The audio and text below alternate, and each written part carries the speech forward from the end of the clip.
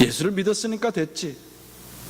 이 말씀은 그저 그냥 경고, 하나님께서 우리에게 겁주시려고 하는 거야. 예수를 잘 믿지 않는 사람들은 이 말씀을 이렇게 해석합니다.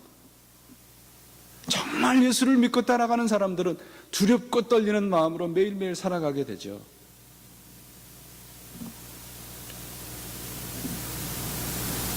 연애와 결혼이 어떻게 다른가요? 어떤 시인은 연애를 시라고 얘기를 했고 결혼은 일기라고 표현을 했어요. 연애는 시처럼 아주 감상적이라는 말일 것이고 결혼은 일기처럼 하루하루의 삶에 모든 면들이 필요하다는 그런 말이겠죠. 신앙은 하나님과 연애하는 게 아니에요, 여러분. 신앙은 하나님과 함께 사는 결혼 생활입니다. 결혼은 진심과 뜨거운 마음으로 결혼 생활이 되나요? 아니죠. 서로가 서로에 대한 책임이 있을 때 가능해지지 않습니까? 신앙생활도 마찬가지입니다.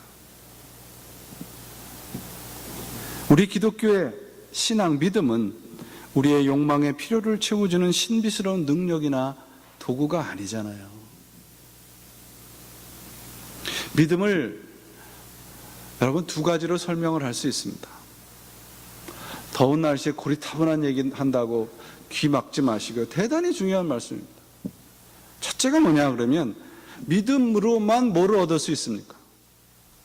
뭐를 얻을 수 있습니까? 구원을 얻을 수 있습니다.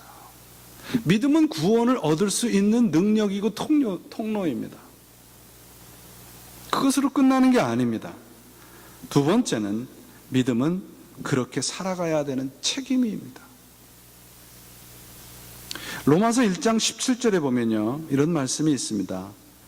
복음에는 하나님의 의의가 나타나서 믿음으로 믿음에 이르게 하나니 기록된 바 오직 의인은 믿음으로 말미암아 살리라 함과 같다.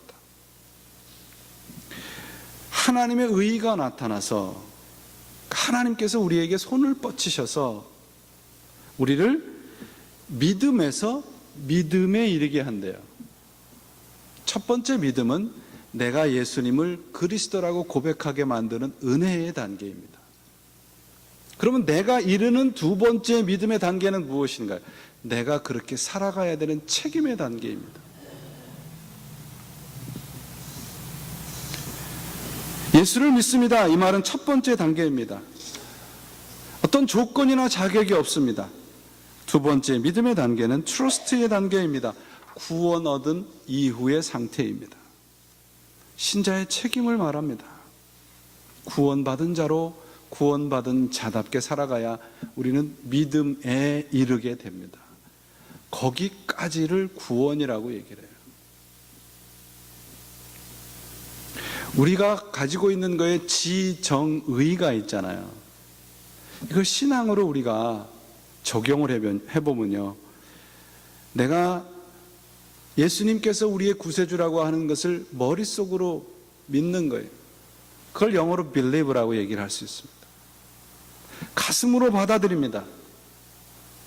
그것은 trust의 단계입니다.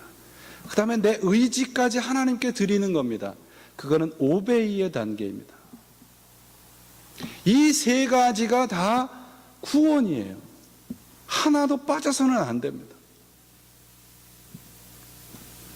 우리 자신의 믿음을 하나님 앞에서 스스로 점검하셔야 됩니다. 그리스도 안에서 살아가느냐, 이건 단지 고린도 교회에만 국한된 문제가 아닙니다. 바울은 비슷한 얘기를 갈라디아 교회 교인들에게도 합니다. 갈라디아 교인들에게 편지를 쓰면서 이렇게 말을 해요. 너희가 성령으로 시작했다가 육체로 마치겠느냐? 입술의 고백이 거룩한 삶을 대신해 주지 않습니다. 제가 지난 수요일 날도 말씀을 드렸습니다. 신앙은 0%하고 100%의 싸움입니다. 내가 예수님을 구세주라고 믿습니다. 그리고 구원을 얻었습니다. 내가 믿습니다라고 하는 고백은 100%입니다. 99.9%도 가짜입니다. 100% 예수님을 구세주라고 믿어야만 구원이 가능합니다.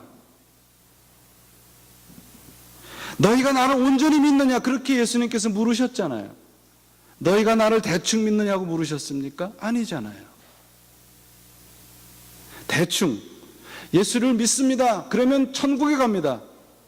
이건 가짜 복음 전도자들이 편하게 만들어 놓은 가짜 복음입니다.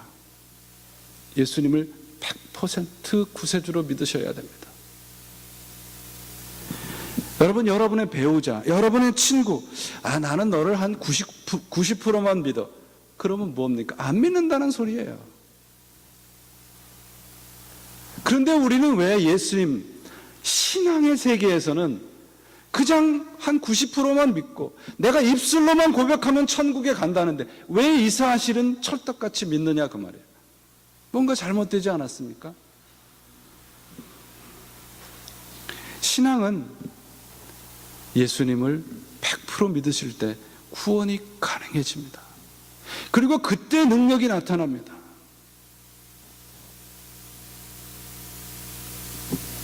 요한 웨슬레 목사님이 자신에 대해서 이런 간증을 했습니다.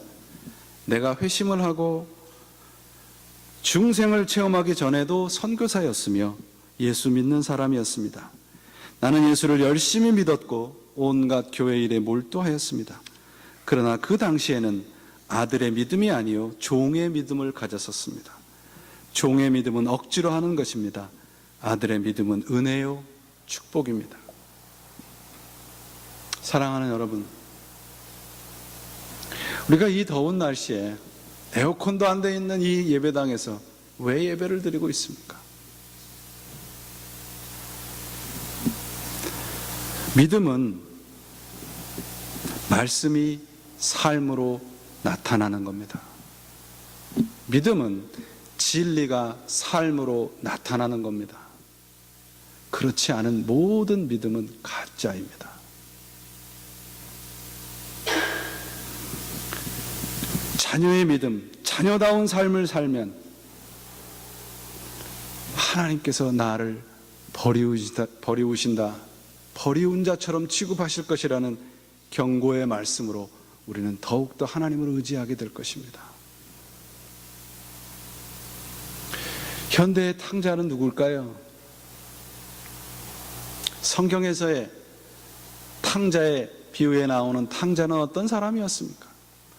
아버지를 아버지로 믿지 않고 아버지의 재산을 이용한 것을 탕자라 이야기합니다. 오늘날 탕자는 영적으로 탕자란 세상에서 하나님 아버지를 이용하며 잊고 살아가는 존재들일 것입니다. 성경은 우리들에게 말씀합니다. 어느 누구도 아닌 너 스스로 믿음을 점검하라. 그리고 오늘 나의 삶이 그리스도가 나를 드라이브하고 있는지 돌아보고 점검하라. 그렇지 않다면 돌아서라. 돌아서지 않으면 하나님께서 너를 버리우신 자 취급을 할 것이다. 두렵고 떨리는 말씀입니다. 오늘 대충 안주하는 신앙의 자리에 우리가 있었다면 이제 돌아서셔야 합니다. 돌아서면 그곳에서 믿음의 폭발적인 능력이 나타날 것이고 그 능력으로 우리는 세상을 이길 수 있습니다. 예수님이 우리의 구세주이시기 때문입니다.